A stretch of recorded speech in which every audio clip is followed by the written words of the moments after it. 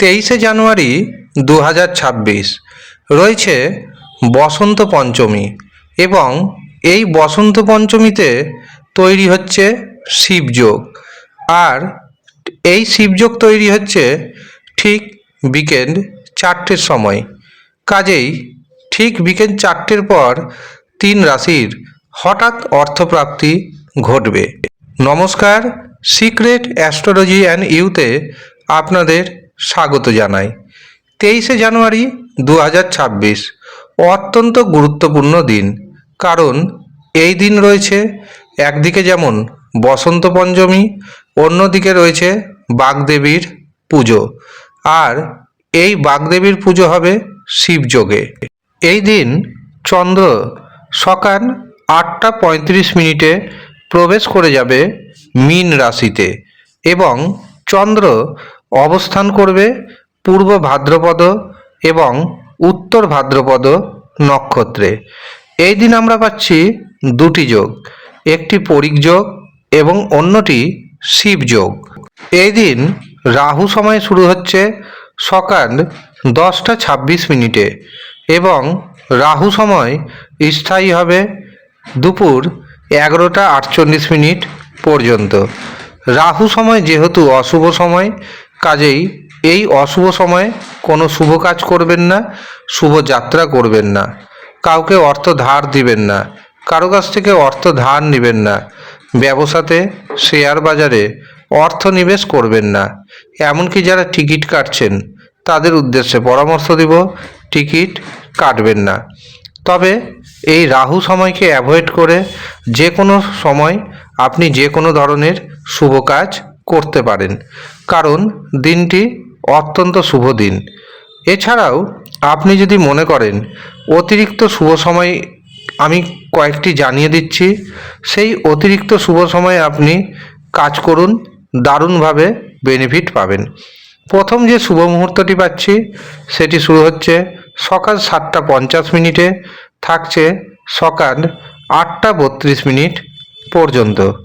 এরপর দুপুর 11টা 55 থেকে দুপুর 12টা 53 মিনিট পর্যন্ত থাকছে অভিজিৎ মুহূর্ত। এরপর দুপুর 1টা 10 থেকে দুপুর 2টা 20 মিনিট পর্যন্ত থাকছে অমৃত সময়। অতিরিক্ত শুভ সময় হিসাবে আমরা পাচ্ছি বিকেল 5টা 14 থেকে রাত্রি 8টা 45 মিনিট পর্যন্ত। এই কটি শুভ সময়ে আপনি আপনার গুরুত্বপূর্ণ কাজগুলি করতে পারেন। এই দিন 3 রাশির হঠাৎ অর্থপ্রাপ্তি যোগ তৈরি হচ্ছে। আপনি যদি এই 3 রাশির মধ্যে পড়ে যান এবং আপনার ব্যক্তিগত জন্মছকে অথবা হস্তরেখাতে যদি রাহু শুক্র ভাগ্যভাব শুভ অবস্থায় থাকে, তবে নিশ্চিতভাবে জানবেন আপনি হঠাৎ অর্থপ্রাপ্তির সুযোগ পাবেন। কিন্তু রাশির নাম ম্যাচ করে যাওয়া সত্ত্বেও যদি দেখেন আপনার জীবনে হঠাৎ অর্থপ্রাপ্তি আসছে না, তখন আপনাকে জেনে নিতে হবে, বুঝে নিতে হবে আপনার জন্মছকে অথবা আপনার হস্তরেখাতে রাহুর পজিশন, শুক্র গ্রহের পজিশন, ভাগ্যভাব শুভ অবস্থায় নেই। তখন কিন্তু আপনাকে পাওয়ার কবচ ধারণ করতে হবে। কেন পাওয়ার কবচ ধারণ করবেন? কারণ পাওয়ার কবচ রাহুকে, ভাগ্যভাবকে এবং শুক্রকে মজবুত করে দেয়। রাহুর যে অশুভ প্রভাব, শুক্র গ্রহের যে অশুভ প্রভাব এবং ভাগ্যভাবের যে অশুভ প্রভাব, সেটিকে খণ্ডন করে দেয়। কাজেই যারা মনে করছেন এই পাওয়ার কবচ নেবেন, তারা নিচের দেওয়া হোয়াটসঅ্যাপ বুকিং নাম্বারে যোগাযোগ করে নেবেন। এছাড়াও যারা মনে করছেন নিজের জন্মছক বিচার করাবেন, হস্তরেখা বিচার করাবেন, তারাও নিচের দেওয়া হোয়াটসঅ্যাপ বুকিং নাম্বারে যোগাযোগ করে নেবেন। এবার আসি 3টি রাশির কথায়। প্রথম যে সৌভাগ্যশালী রাশির নাম উঠে আসছে সেটি হলো বৃষ রাশি। বৃষ রাশির জাতক এবং জাতিকারা একাধিক পথে অর্থ উপার্জন করতে সক্ষম হবেন। যারা ব্যবসা বাণিজ্য করছেন, ব্যবসাতে প্রচুর মুনাফা অর্জন করতে পারবেন। শেয়ার বাজার থেকে, ফাটকা থেকে, এমনকি টিকিট ক্রয়ের মাধ্যমে আপনার হাতে এসে যেতে পারে হঠাৎ করেই বড় পরিমাণ অর্থ। বৃষ রাশির ভাগ্যের শুভ সংখ্যা 2, 5, 6, 8।